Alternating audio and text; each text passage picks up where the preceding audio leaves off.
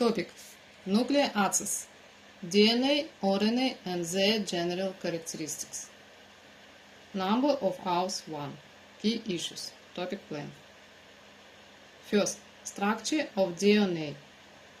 Second, a polymer of nucleotide. Third, the double helix. Fourth, complementary base pairing. The purpose of the lecture: studying the nucleic acids. So now that we have a general idea of what nucleic acids are, let's take a more detailed look at the components of nucleic acids. So as we discussed previously, a nucleic acid is a linear polymer. Now, linear simply means we have a beginning and we have an end. And this is in contrast to circular nucleic acids that don't have a beginning and don't have an end. Now, the polymer means we have these individual subunits that link together to make up the nucleic acid. And in nucleic acids, these monomers, these subunits, are known as nucleotides. Now, every one of these nucleotides consists of 3 different groups. We have a sugar molecule, we have a phosphate group, and we have a nitrogenous base. So let's begin by discussing the sugar molecule found in our nucleic acids. Now, we have 2 types of nucleic acids. We have RNA and DNA. And these 2 different types of nucleic acids contain 2 different types of sugar molecules. In fact, the RNA and DNA nucleic acids get their name from the type of sugar that is found within the nucleic acid. So let's begin with RNA. So RNA contains the ribose sugar, and that's why we call RNA ribonucleic acid. On the other hand, DNA contains the deoxyribose sugar, and that's exactly why we call DNA deoxyribonucleic acid. Now, let's take a look at these 2 sugars. Let's compare them and let's contrast them. So, each of these sugars contain 6 carbon atoms. So, we have carbon atom number 1, so 1 prime, carbon number 2, 2 prime, carbon number 3, 3 prime, carbon number 4, 4 prime, and carbon number 5, 5 prime. And the only difference between these 2 sugars is the fact that on the ribose sugar, we have this hydroxyl group attached to carbon number 2, but in the deoxyribose sugar, deoxy means we don't have that hydroxyl group attached to the second carbon. So, although both DNA and RNA molecules contain sugar components in their nucleotides, DNA contain a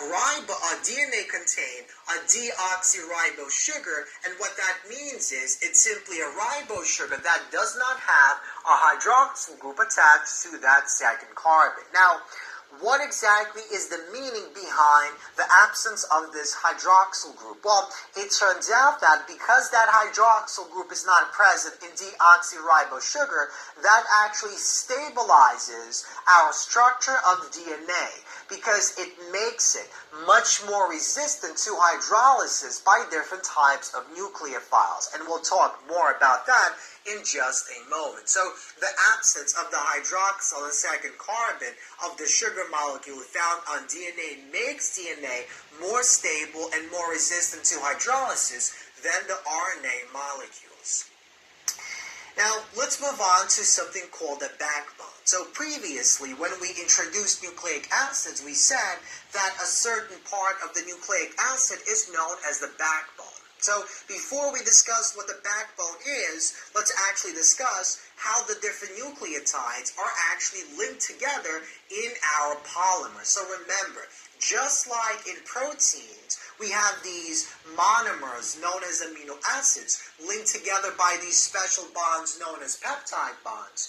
In nucleic acids, we have these monomers, our nucleotides, linked together by special bonds known as 3 to 5 phosphodiester bonds or phosphodiester linkages.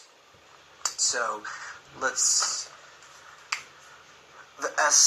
Okay, so what exactly is a 3 to 5 or 3 prime to 5 prime phosphodiester linkage? So let's take a look at the following subsection of our nucleic acid. Now, notice, because this sugar doesn't have a hydroxyl group on that second carbon, so this is carbon number 1, carbon number 2, 3, 4, and 5, because there is no oxygen here, that means this must be a DNA nucleic acid. So we have a single strand of DNA.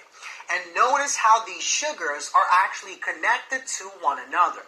So let's begin with this sugar here. This sugar contains carbon number 3 that contains our oxygen. And this oxygen attached to carbon number 3 is attached to a phosphate group. And that phosphate group is in turn attached to this oxygen here that is linked to carbon number 5 of this adjacent sugar. And that's exactly what a 3 to 5 linkage actually means. So we have this oxygen on the third carbon is linked to this oxygen on the fifth carbon of that adjacent sugar. Now, what do we mean by phosphodiester? So, phospho means we have this phosphate group in between these two ester bonds. So, these two bonds are the ester bonds, and that's why we have the di, because we have these two ester bonds that are linked together by the phosphate group that in turn link together these two sugar molecules in a 3 to 5 fashion. So that's what a 3' to 5' phosphodiester linkage is. So the hydroxyl group on the third carbon of one sugar, so this third carbon, this is the hydroxyl, the oxygen of that hydroxyl, is connected to the hydroxyl group on the fifth carbon of the adjacent sugar. So this carbon here, this is the oxygen of that hydroxyl group. And they're connected by this phosphate group. And that's exactly what we mean by 3' to 5' phosphodiester linkage. Now, this entire chain, as we can see, basically consists of these repeating units that are composed of a phosphate group and a sugar. So we have phosphate sugar, phosphate sugar, phosphate sugar, and this continues until that nucleic acid ends. And this is what we call the backbone of that sugar, so of that nucleic acid. So the backbone of our nucleic acid consists of a chain of repeating sugar phosphate units, as shown in the following diagram. And by the way, these are the bases, the third component of a nucleotide attached to this carbon number 1 of each one of these sugars. And we'll discuss what these nitrogenous bases are in just a moment. These bases are not part of that backbone of the nucleic acid because, unlike these, the bases do actually change as we go from one nucleotide to another nucleotide. So the backbone that does not consist of these bases but consists of these repeating units does not change and remains constant throughout that entire nucleic acid. Now, what else can we say about this backbone? So, notice that because the backbone contains these repeating phosphate groups, and because the phosphate groups carries a negative charge, that makes this part of the backbone hydrophilic, so water-loving. That's because we have a dipole moment that exists as a result of the charge that is delocalized among these two oxygen atoms within our phosphate group. So notice that the phosphate group contains a negative charge, and this means two important things.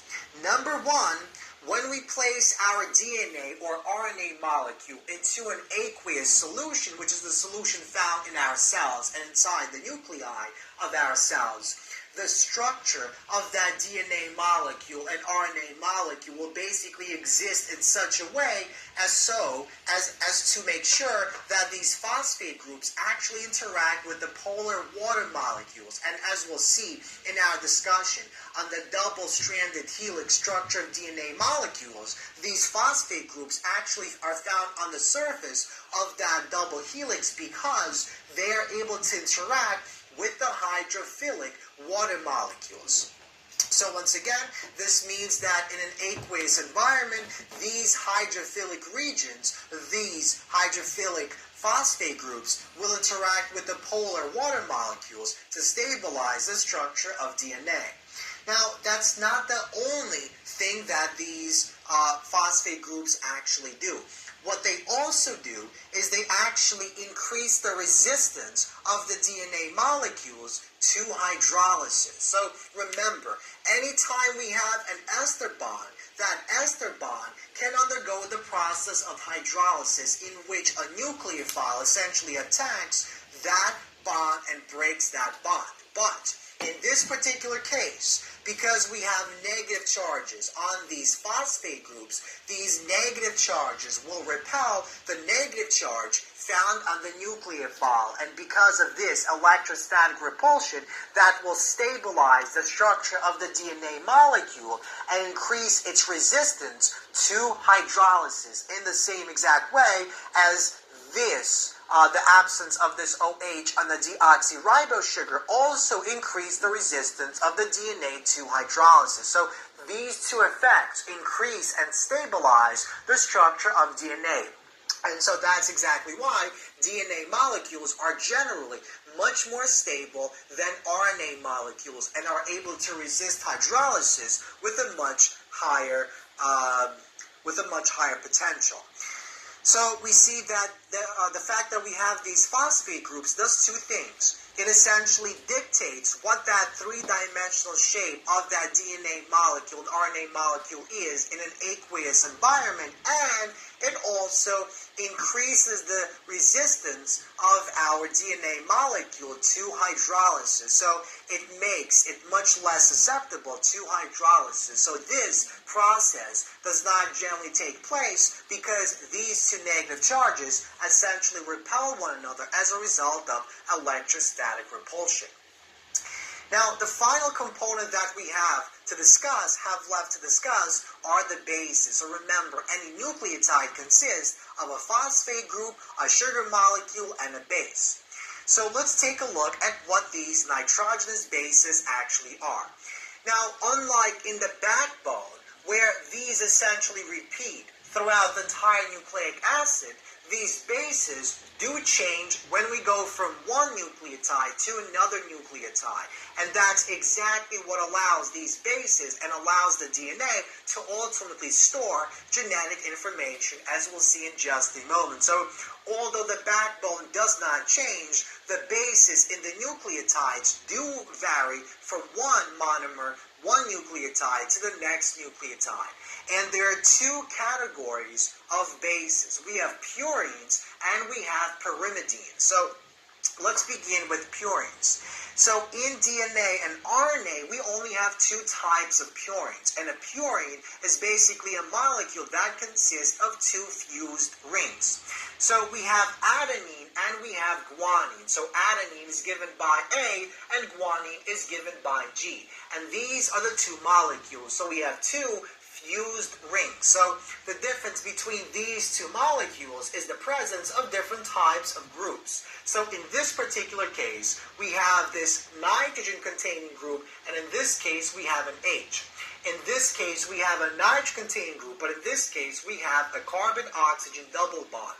And that will play an important role in determining the types and the number of interactions that are formed between the different bases in the double-stranded DNA molecule, as we'll see in our discussion of the double helix. So in RNA and DNA, these are the two purines that are common, that exist. Now, what about the pyrimidines? Well, this is where our RNA and DNA molecules differ. In DNA molecules, we have two pyrimidines. One of them is thymine, and the other one is cytosine. But in RNA, we have the cytosine, but the thymine is replaced with uracil. So let's take a look at the following three diagrams. So we have cytosine, which is found in both RNA and DNA nucleic acids. In DNA, we have thymine, but in RNA, the thymine is replaced with uracil. And notice that the only difference between thymine and uracil is the presence of this methyl group. So in thymine, we have the methyl group here, but in uracil, we have the H atom that is replaced. So we have this methyl group that is replaced by the H atom. Now, what's the importance of these bases? Well, one importance is, in the double helix structure, these bases are used to basically hydrogen bond with respect to one another, and they form that double helix, as we'll discuss eventually. But the more important reason, the more important fact about these bases is that because it's these bases that essentially change as we go from one nucleotide to another, it's the sequence of these bases that essentially determine the type of genetic information that is stored within that DNA molecule. So the sequence of these bases is unique to the nucleic acid that we're studying.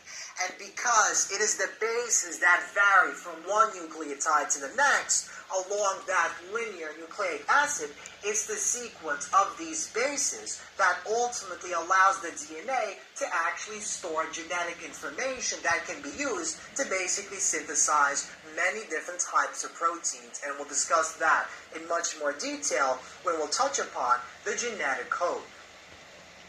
Answer the test questions in the online class. Watch the video on the YouTube and send task by email. Thank you for your attention.